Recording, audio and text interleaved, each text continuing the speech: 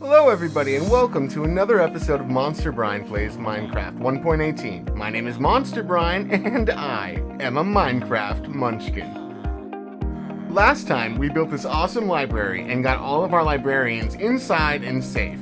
Now I'm going to work on texturing it before setting up a few more farms and finally setting up that string farm that I've been planning to do for a while. But first, if this is your first time here, don't forget to hit that subscribe button, and if you like the video, go ahead and click that like button for me. Now with that out of the way, I'm going to get to texturing while I talk about where I've been for the past few weeks and what's going to happen with the future of this show. Some of you may have noticed I haven't been making videos for the past few weeks, and that's because I've recently fallen in love with a new game. And I haven't fallen in love with a game this hard since Minecraft about 12 years ago. I won this new game in a YouTube giveaway done by another Minecrafter who I highly respect. Shout out to Throlash. I'm going to put in the description a link to his channel. He's an amazing Minecrafter with some great tutorials. I threw myself into this new game pretty hard and just grinded until I was max level, which I've accomplished now, so now the grind is a little bit less and I can continue on with my Minecrafting.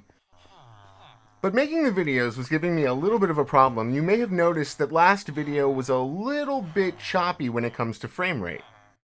That's because I recently switched to OBS as a recording platform, and I'm still ironing out the kinks and learning how to use it. Hopefully, this video will be less choppy, and the next one should be all better. I'm also trying to work on getting these videos to be a little bit shorter, because I realize not everybody has an hour to devote into a Minecraft video, and I think my videos would be a little bit more accessible if they were around a half hour long. So I tried recording less footage, but I just ended up using more of the footage that I recorded and putting more of it into the episode, and it was still an hour long. So hopefully I can work out those kinks and get these episodes down to a more reasonable time so that more people can enjoy my builds. But I'm really excited for today's episode, and I hope you've been looking forward to it as well, because today, after we're done texturing here, we're going to go back to the base and fill out another one of those big empty rooms that I have there. And this time, I think we're going to fill it up with mini farms, including a honeycomb farm and a honey farm. That's right, those beehives that I've been hoarding for so long are finally going to get some use. And with a honeycomb farm should come a string farm so that we can make a lot of candles. And I have, I think, 8 cave spider spawners very close to each other. So I'm going to try and split those up and make a couple farms out of them. And then maybe rig something up so that I can activate both farms at the same time. This texturing looks good. Let's take a look. Yeah. I had a little texture party. I textured everything here in the village. Everything should look a little bit better now. I really like it. What do you think? Let me know in the comments. Anyway, we are going to be doing, I think, at least 6 of those spider spawners are going to get used.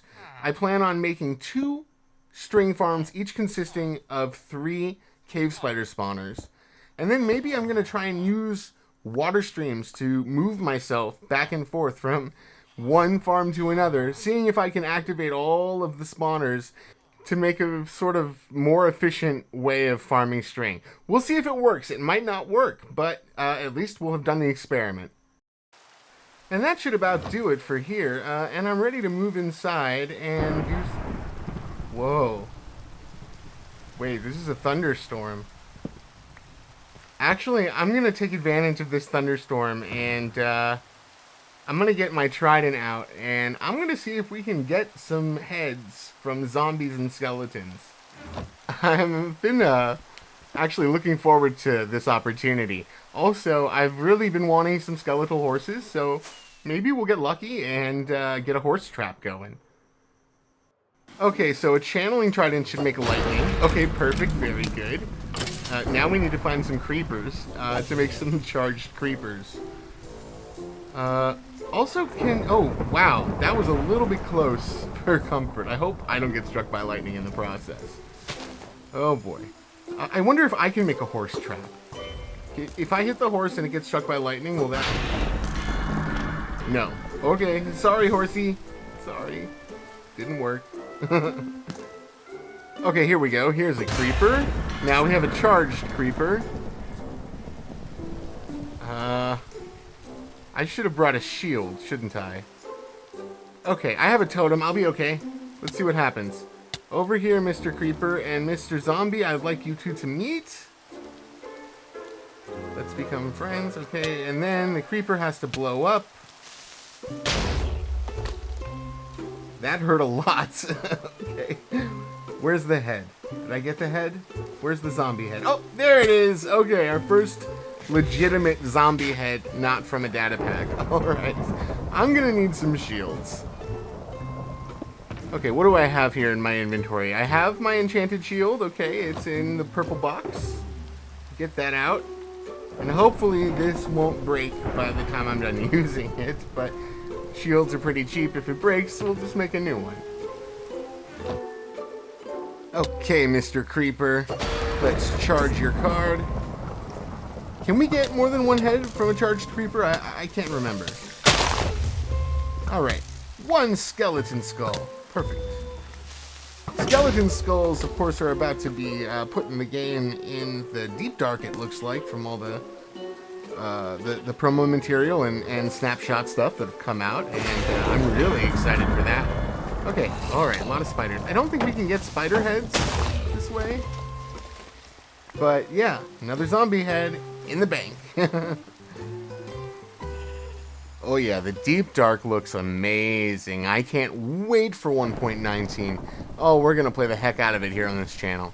I'm really looking forward to the Warden in the Deep Dark, the frogs. I really hope that they allow us to put fireflies in bottles and use it as a light source. I've been wanting that since I first heard that they were going to put fireflies in, and I really hope they're going to do that, because right now it doesn't sound like they have a use. The frogs won't even eat them. But I love the frog lights. I love those frog lights. They look so cool, don't they? Oh, I can't wait for 1.19. I'm so stoked. Right this way, Mr. Creeper, please. Right this way. I have a friend I'd like to introduce you to. That's right. Keep coming. Now, the one thing I haven't got yet is a creeper head. And now I don't think you can get charged creeper heads naturally, like the heads, but it looks like it's from a charged creeper.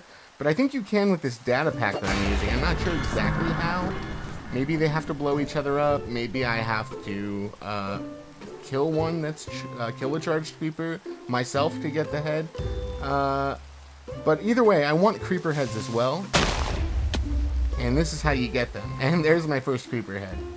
It's not a charged creeper head, it's just a regular creeper head. That's fine. That's going to give us a banner pattern at least. And if I put on a zombie, creeper, or skeleton head earned legitimately through the game and not through a data pack like we're doing here, I can get closer to mobs wearing their heads. So if I put on a zombie head, I can get a little bit closer to a zombie without them realizing that I'm not a zombie and then wanting to attack me. Same thing with creepers and skeletons. You can get a little bit closer to those mobs without activating their threat level. I think it's a really neat mechanic. It's a legitimate mechanic in the game. I learned about it from Pixlriffs. And once we get all the heads, and it's no longer storming, we might try it out in a later episode. This never gets old. I love smacking these creepers with lightning. Oh, it's so much fun. Mr. Zombies, your heads, please. One zombie head added to the mix. Very good. I hope this lightning storm never ends.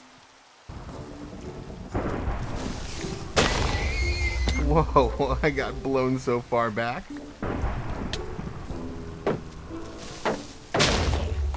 And another zombie head. And another creeper head.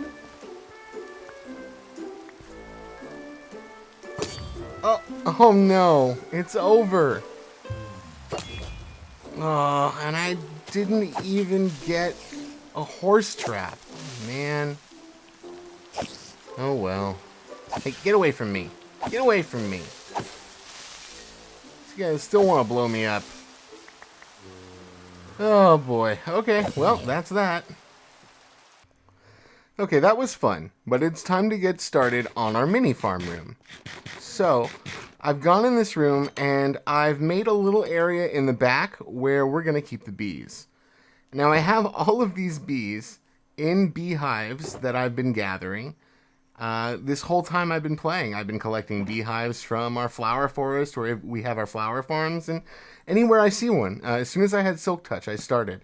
So what I want to do is see if I can, I can get some honeycombs from these hives, so I can go ahead and make actual beehives versus these, which are bee nests.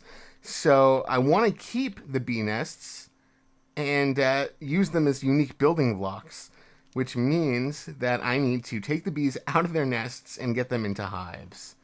So most of these hives contain 3 bees, some of them contain 2, and I'm going to go ahead and put the hive down, lure them out with flowers. Once all the bees are out of the hive, I'm going to remove the nest, rather, and then put my own beehive there for the bees to move into as their new home.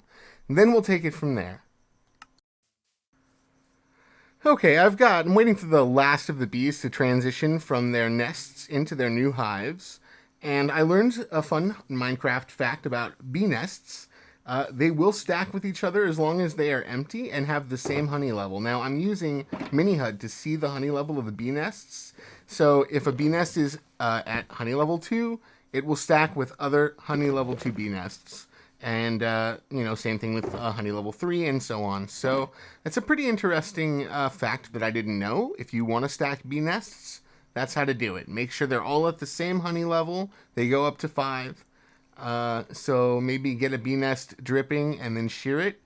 It'll be at 0, and then you can stack them together. So I've done the best I could here and stacked as many of these hives, or these nests rather, as I can. And now it's time to move on and make the honey and honeycomb farms. I'm going to use Pixlriffs' tutorial. I'll put a link in the description. He's made several of them. I'm just going to use his most recent one.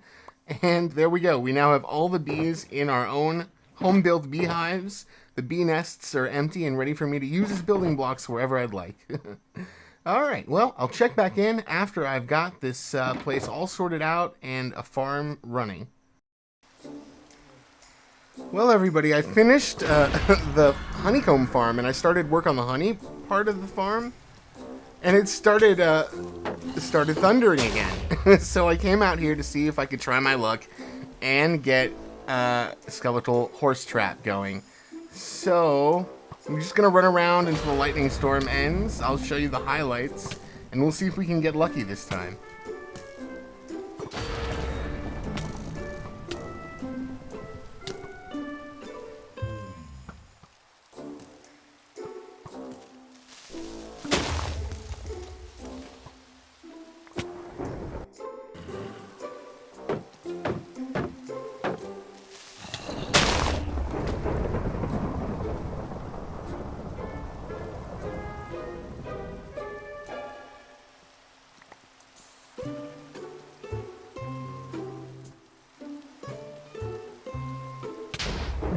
Whoa! I just got hit by lightning.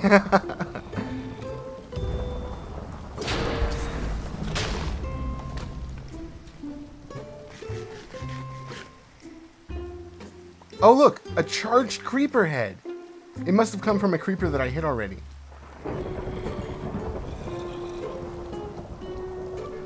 If I kill the charged creeper, I get the charged creeper head. Okay, right. Cool. I like charged creeper heads. That's a real cool head. Not part of the actual game, but it is part of the More Mob Heads mod pack. And it looks like the storm has dissipated. So, that's it for this storm. And unfortunately, I did not see any horse get hit by lightning. Although I tried to hang around where horses are to make a better chance of that. But, wait a minute. Wait a minute, I see something. What? It's just... It happened! We got a skeletal horse trap! Okay, and we just triggered the trap. Okay, we gotta be careful not to kill the horses, and hopefully they won't kill... Oh no, that's one down already. I need to be careful. Alright, I need to hit them in the heads. I need to hit them in the head. Okay, hitboxes. Hitboxes help. Oh no, that's 2 down. Alright, you stop. You stop. And now you. I just gotta get you off the horse. Aim at the top of the head. Don't hit the horse. Alright. Okay, 2 out of 4. 50%. I've done better. I've done worse. Okay. Let's get these horses back to the stable. Okay, well, we're here at the stable, and we've got the skeletal horses next to the leatherworkers area, and it sort of looks like the leatherworkers have skinned the horse alive. The horse is still alive, but it's been skinned, and they've used the leather from the horse to make some of their leather supplies. So that's a pretty interesting bit of lore I've created for the world. And now it's time to get back to the honey farm. So as you can see, I'm in the middle of building the actual honey part of the farm, and the honeycomb farm is done. And now I'll get back to you when the whole thing is finished. Okay, well, the honeycomb farm is finished, and the honey farm is just about to get started. I just have to put the hives in and put some flowers down. And while this runs and collects honey and honeycomb for us so that we can continue to decorate this room as a beehive, I'm going to go ahead and construct other mini farms in this room, starting with a stone/cobblestone generator. Okay, I built this stone generator out of obsidian so that when I'm standing in front of it, mining the stone, I don't twist my mouse accidentally and break a piece of it. I'll have some time to correct my mistake if that happens, because it'll take a few seconds for my pick to chew through the obsidian. So, stone generator's in. I don't have a tutorial to link you because I've been building these forever, but yeah, you could just look it up real quick, stone generator, and then it'll give cobblestone if I use a non-silk touch pick. So it's stone or cobblestone depending on which pick I use. Next up is Avomance's Basalt generator. I'll go ahead and put a link in the description for this tutorial. But basically, like the stone generator, this generates basalt. It uses lava and blue ice to create basalt, and I just have to stand in front of it and use my pick, go AFK, and get the basalt. It's going to be really good. I'm looking forward to not having to go into the nether every time I want some more basalt. And this is the solution for that. Fantastic. Alright, it works great. And we've had enough time to gather enough honey and honeycomb to turn this farm into a beehive. So as you can see now, the bees are busy working in a place that looks like it's a bee home. I'm trying to figure out what to do with the floor in this room, but I haven't quite figured it out yet. Any suggestions are welcome. Please bring them on. After I finish filling in the floor here, we're going to head through the nether over to the cave where I built that nether portal where we found those 8 cave spider spawners, where we're going to turn them into whatever string farm we can. But I do love our little bee farm here with the window into their hive. It sort of reminds me of an ant farm, and I just like to look at it. I think it looks super neat. Oh yeah. Okay, moving on. I'm clearing out the area here, getting ready to build the first string farm, which is going to consist of 3 cave spider spawners, and I actually found 2 more spawners. So there's a total of 10 cave spider spawners around here. They're all just at different Y levels, so it makes it kind of hard to turn them all into farms. But we're definitely going to build 2 different string farms here. Each one of them is going to use 3 cave spider spawners. And then we're going to try to use water streams to move ourselves from one farm to the other to see if we can make it more efficient or less efficient. We'll see what happens, but it will be an experiment, and that's kind of the sort of thing I really love to do in this game. See if I can manipulate things and really munchkin it up. You know, I am a Minecraft munchkin, and doing this is the munchkin way. We're going to try and see how efficient we can make this. That's really what I want to do, is min-max this and really soup it up. So, DocM77 from Hermitcraft, you with your octagon from last season, can eat my dust. Ow. It's not time for you yet. I'll let you know when. No, go away. Go back behind the curtain. I'll tell you when. Gosh.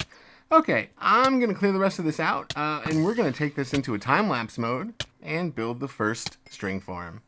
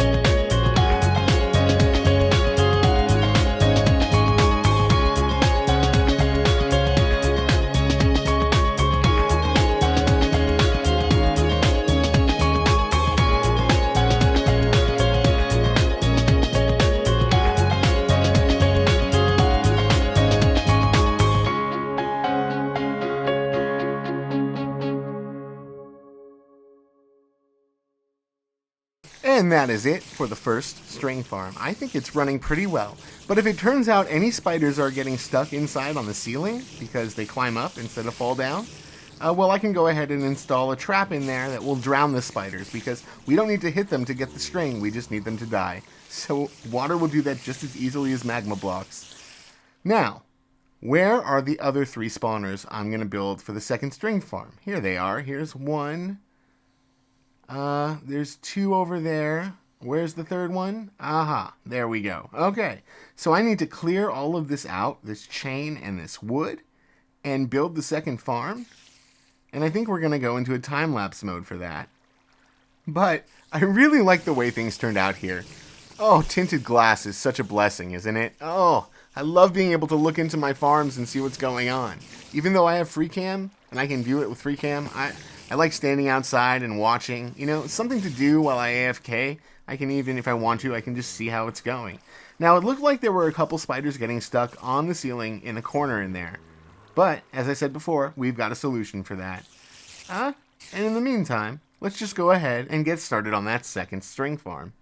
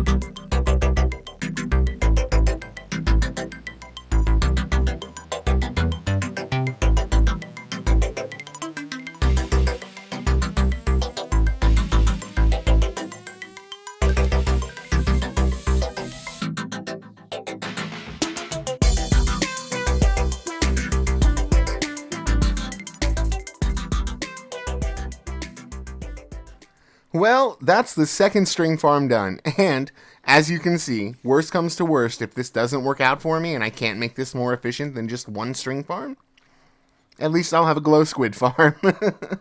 It shouldn't be too hard to turn this into a glow squid farm.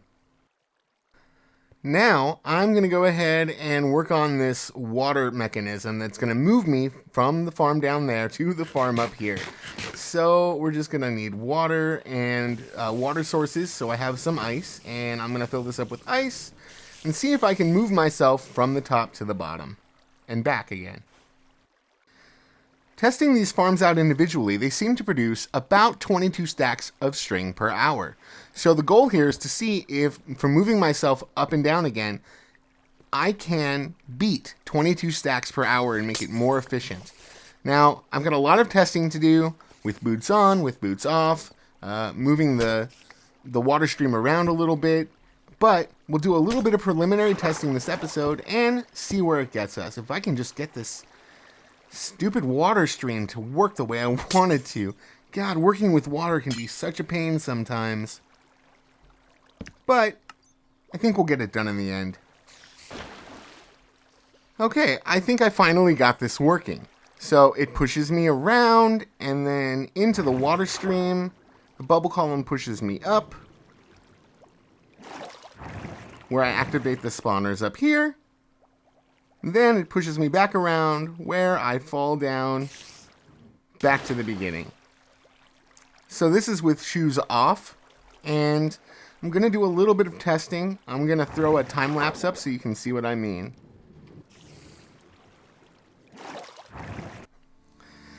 So here I am going up and down for about an hour, and I've condensed this down to about a minute. And I'm going to do this over and over again in different states to see if we can get more than 22 stacks per hour by doing it this way. Obviously, using Depth Strider is going to alter the speed at which this happens, so we're going to try with Depth Strider, without Depth Strider, and see if we can beat 22 stacks per hour. Alternatively, I can also make the water streams longer or shorter to change the timing on this, but up here is a little bit specific. I have to be in a very specific spot to get all three spawners to activate. In fact, when I first come up top, only two spawners activate, and then the third one kicks in when I'm approaching the drop back down. And as you can see, we've saved up a lot of string just building the second farm. This first farm had been running. So we've got a lot of string. We got to clear out this string so that I can continue to do my tests, and then we'll see what happens. I've done some preliminary testing, and it looks like so far we can get it to break even. That means moving myself from the bottom to the top has yielded 22 stacks combined from each of these farms. So that means each farm provides about 11 stacks, so it's breaking even. I'm going to see if I can make it do any better than that. No promises. We might just have a string farm and a squid farm, a glow squid farm rather, but that's still okay. I hope you enjoyed watching me build this and the concept of combining two farms together with water streams. I think it's pretty neat. I've never seen it done before. I'm going to continue testing, and next week I'll let you know if I was able to do anything to improve this and make it more efficient. But if any of you had missed the first episode entitled Concerning Munchkins, where I explain what a munchkin is, this is what a munchkin is in gaming. Someone who will build not one farm but two farms and then use water to move themselves back and forth in the hope of min-maxing and making that farm more efficient. But that's all the time we have for today's episode. We built these two string farms and we combined them together with water streams. And so far we've broken even, which is promising. At least we're not getting less string. So next time, we're going to do a little bit more testing and see if we can make this better. In addition to that, please let me know in the comments what other mini farms you want me to put in the mini farm room. And how should I decorate it? I really want to know your opinion. I also think I succeeded in making this episode shorter than my other episodes. If I did, let me know what you think about the new time length. Are the shorter videos more accessible? Let me know in the comments. Also, don't forget to hit that subscribe button. If you liked the video, go ahead and drop me a like. My name is Monsterbrine. I'm a Minecraft Munchkin. and I'll see you next time.